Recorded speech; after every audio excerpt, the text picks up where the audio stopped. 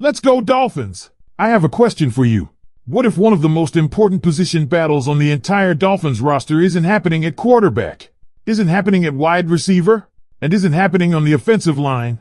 What if it's happening at a position that most fans haven't even talked about all offseason? Because right now, there are 5 tight ends fighting for roster spots. 5 players fighting for opportunities. 5 players trying to prove they deserve a role in an offense that could use the tight end position far more than people realize. And here's the crazy part. I think one of these players could become one of the biggest surprises of training camp. Not because he's a superstar. Not because he's generating national headlines. But because this offensive system may create opportunities that Dolphins fans simply aren't expecting. The more I look at this tight end room, the more questions I have. Has Greg Dulcich already locked down the top spot? Can Will Kaepernick force his way into a major role? Is Ben Sims being overlooked? Could Sadou Traore become one of the biggest developmental stories on the roster? And most importantly, how many tight ends will actually survive final roster cuts? That's what makes this battle so fascinating.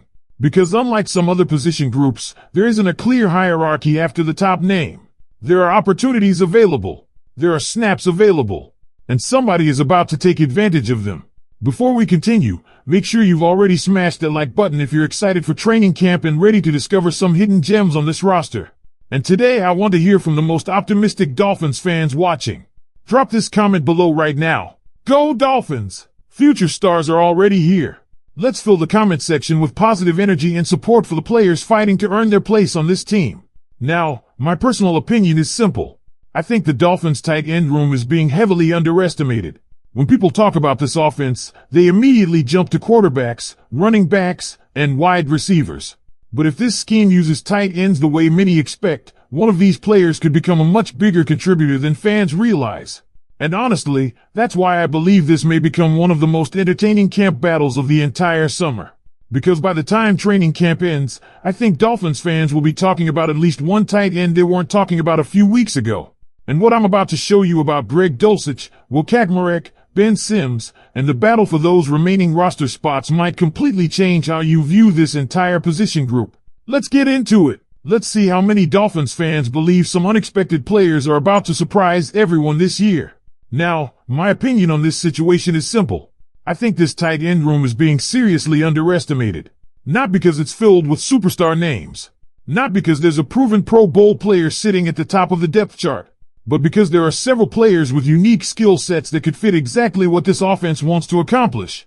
And that's why today's conversation is so fascinating. Because while many fans focus on the flashy positions, the Dolphins might quietly be building one of the most important support groups on the offense. Let's start with the player that continues generating the most confidence. Greg Dulcich. When you look at the discussion surrounding this room, one thing becomes obvious. Greg Dulcich is viewed as the favorite. Not just because of experience. Not just because he was already with the team. But because when he finally got opportunities, he produced. Last season, Dulcich finished with 335 receiving yards, 1 touchdown, and 14 first downs. Even more impressive was his catch percentage. When the ball was thrown his way, he consistently came down with it. His catch rate was nearly 79%. That's reliability. And reliability matters. Especially when you're talking about a position that often becomes a quarterback's security blanket. What's also interesting is the continued belief that Dulcich should have been featured even more. The feeling is that once he finally got opportunities, he showed good hands, good speed, and the ability to contribute consistently. But here's where the story starts getting really interesting. The battle for the second spot. Because that's where things become completely unpredictable. One name generating significant attention is Will Kaepernick. And when you examine what makes him intriguing, it's easy to understand why. He's known as a strong blocker. He's known for physicality. And his athletic profile stands out as well. Height, weight, explosiveness. The physical traits are there. But what really stands out is how many different ways people believe he could be used. Short yardage situations. Goal line opportunities. Red zone packages. Blocking assignments. Play action concepts. The versatility keeps coming up repeatedly. And versatility is incredibly valuable. Because the more things a player can do, the more opportunities coaches have to get him on the field. Then you have another fascinating name. Sadou Traore. Perhaps one of the most intriguing developmental players in the room. What jumps off the page immediately is his ability to create separation. According to the discussion, he ranked extremely well in separation metrics against single coverage. That's not something you normally hear when talking about tight ends. He's also a physically imposing player. At 6'4" and 235 pounds, he brings size that naturally attracts attention. The question is whether that potential can translate into a larger role. And that's exactly why training camp becomes so important. Because potential is one thing. Opportunity is another. Then there's Ben Sims, a player who continues being mentioned as someone capable of pushing for significant snaps. Again, one of the themes that keeps surfacing is blocking ability. And if you've been paying attention to how this offense could evolve, that becomes a huge factor. Because this isn't just about catching passes. This is about helping the running game, helping protection, helping create flexibility. And that's where players like Sims and Kaczmarek could become extremely valuable. Another name in the room is Cole Turner. And while his role remains less clear, he's still part of a competition that feels completely open behind Dulcich. What's fascinating is that nobody seems completely certain how many tight ends the Dolphins will ultimately keep. And that's where things start becoming even more dramatic. Because every practice rep suddenly matters. Every preseason game matters. Every block matters. Every catch matters. One strong performance could completely change the depth chart conversation. One week could change a player's entire outlook. But perhaps the most important part of this entire discussion isn't even about the players themselves. It's about how this offense could use them. Because what we're hearing suggests that tight ends may become much more involved than some fans expect. Especially in critical situations. Third and short.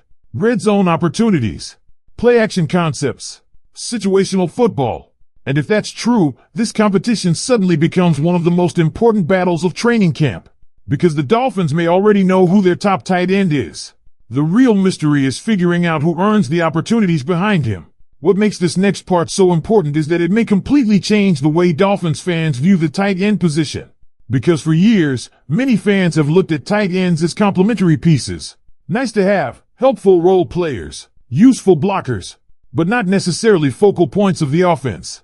However, when you start looking at how this offensive system has used tight ends in recent years, a very different picture begins to emerge. The discussion points directly toward the way Green Bay utilized the position. And the numbers are hard to ignore.